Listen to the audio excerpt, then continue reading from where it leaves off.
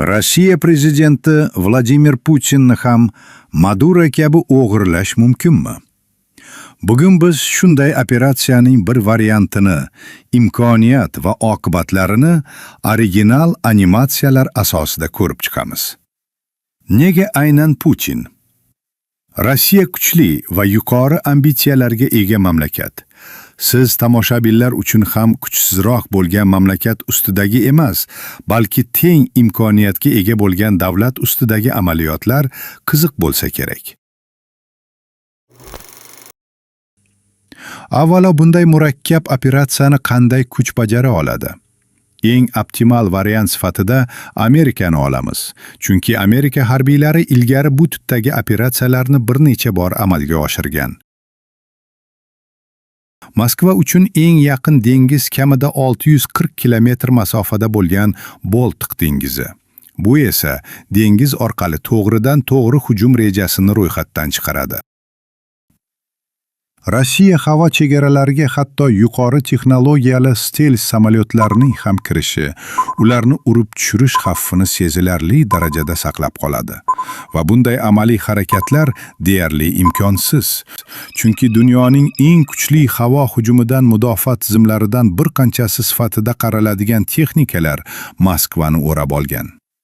Albatta, Ukraina dronlari va raketalarining muvaffaqiyatli hujumlari sabab poytaxt shaharni havodan ideal himoyalangan deya olmaymiz. Va buning ustiga stels texnologiyali samolyotlar bunday maqsadlar uchun umuman qo'llanilmaydi. Qolaversa, Amerika armadasining, ya'ni flotining Rossiya dengiz chegaralari yaqiniga kelishi Moskva apparatida juda kuchli xavotir uyg'otishi aniq. Albatta, Vladimir Putinni o'g'irlash imkonsizmi? Yo'q. Bizdagi mavjud strategiya quyidagicha. Gigant Rossiya ichida Putinga hech nima qila olmasak, uni Rossiyadan tashqarida o'g'irlash mumkin. Ushbu amaliyot bir necha qadamdan iborat va ular bilan sizni tanishtiramiz. Birinchidan, Putin Rossiyadan tashqariga chiqishi kerak. Demak, bu xizmat yoki dam olish safari bo'lishidan qat'iy nazar, ruslar uchun Amerikaning harbiy ittifoqchisi bo'lmagan davlat bo'lishi kerak albatta. Bunday davlat Yevropada mavjud va bu davlat Serbiya. Bu davlat Rossiya bilan ham jiddiy harbiy birikmada emas. Buni ustiga Serbiya NATOga ham kirmagan va Putin qo'l ostidagi Rossiya bilan juda yaxshi aloqalarga ega.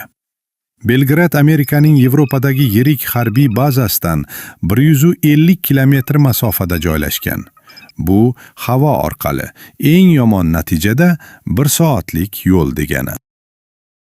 Ikkinchidan, Amerika markaziy razvedkasi nishon bo'yicha ma'lumotlar yig'adi. Har qanday ma'lumot jiddiy ahamiyatga ega bo'lishi mumkin. Masalan, ushbu davlatga Putinning o'zi keladimi yoki qiyofadoshi va uning himoyasi qay darajada ushbu davlat tomonidan ta'minlanadi? Tashrif davomida u qaysi binoda, qaysi qavatda va hatto taxminiy kun tartibi haqida ma'lumotlar Kremldagi agentlar va sun'iy yo'ldosh ma'lumotlari orqali yig'iladi. Uchinchidan, bunday yuqori darajadagi operatsiyani amalga oshirish uchun yuqori reytingdagi maxsus kuchlarni jalb qilish kerak. Amerikada bu guruh Delta.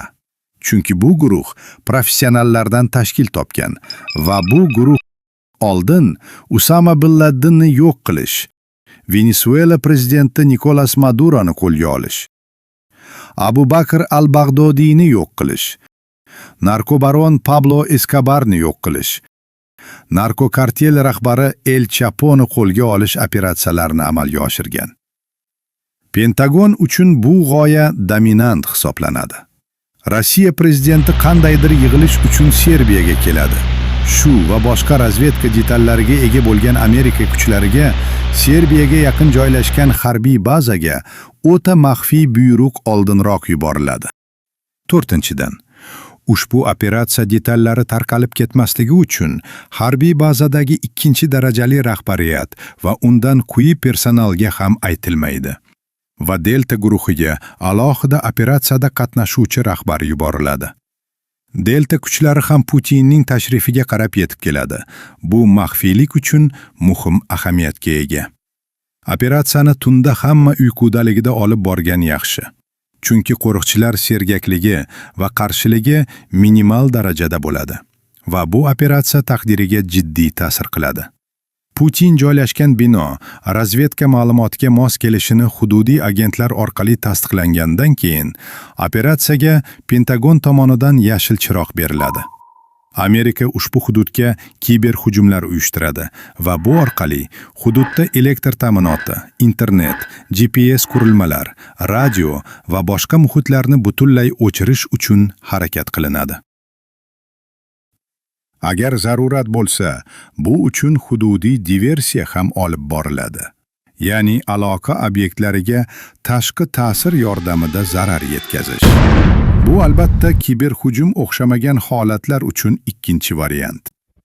5-dan Delta guruhi Chinook vertolyotlari bilan radarlar uchun noqulay, past balandlikda Belgrad tomonga uchishadi. Manzilga yetganda ushbu bino hududiy agentlar signali bilan tezda tasdiqlanadi. Delta guruhining bir qismi tomga tushadi. Qolgan guruh birinchi qavatda ehtimoliy qochishni oldini olish uchun nazorat o'rnatadi. Asosiy ishni tomga tushgan guruh bajaradi. Ular Vladimir Putinni tiriklayin qo'lga olish uchun harakat qilishadi. Kam sonli va yaxshi qurollanmagan tansoqchilar qarshiligi tezda so'ndiriladi. Achituvchi gaz, yoritgichlar, elektromagnit to'lqinlar va boshqa texnik vositalar yordamida Putin minimal qarshilik bilan qo'lga olinadi va hushidan ketkazib vertolyotga joylanadi. Operatsiyaning so'nggi fazasi Rossiya prezidentini birinchi Kosovoga va keyingi navbatda harbiy bazada tayyor turgan samolyot bilan to'g'ridan-to'g'ri Amerika hududiga yetkazish. Bu uchun uzoq masofaga ucha oladigan yirik samolyot, masalan, LC-130 Herkules jalb qilinadi. Boshqa biror manzilda to'xtash aslo mumkin emas.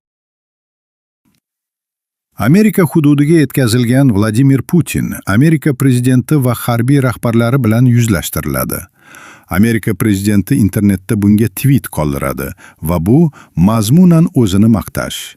Dunyoda bunga faqat u qodir ekanligi mantig'ida bo'ladi va keyingi navbatda jahon ommaviy axborot vositalari dunyoni larzaga soladi.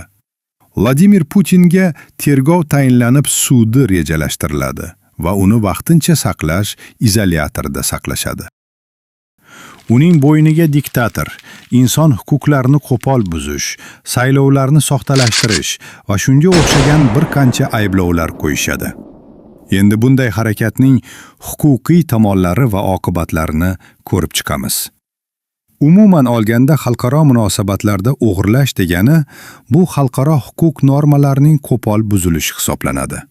Odamlarni o'g'irlash yoki boshqa hukumatning ichki ishlariga aralashish kabi hodisalar shu hokimiyat tomonidan qabul qilib bo'lmaydi. Hokimiyat tarkibiga kiruvchi yuqori lavozimli shaxsga nisbatan bunday harakatlar og'ir diplomatik inqiroz va harbiy javobga aylanib ketishi mumkin.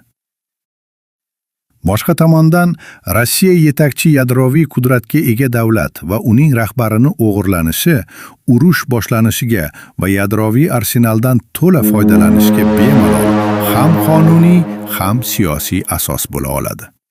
Bu nafaqat qarshi ikki mamlakat, balki boshqa ittifoqchi davlatlarni ham urushga tortib ketadi. Yer yuzida yadroviy urush boshlanishi Yer sayyorasini ekologik tomonlama butkul yakson qiladi. Odamzod urushni yakunlab undan chiqishi mumkin. Ammo radioaktiv moddalar asoratlari natijasida kamida ocharchilik boshlanadi.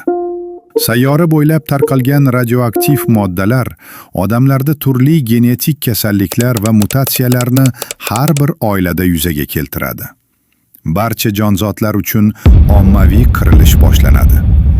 Faqatgina janubiy yarimsharda yashashga yaroqli yerlar qoladi. Bir odam uchun yadroviy urush bu albatta insoniyatning navbatdagi buyuk ahmoqligi bo'ladi va buni badalini bunkerdagilar to'lamaydi.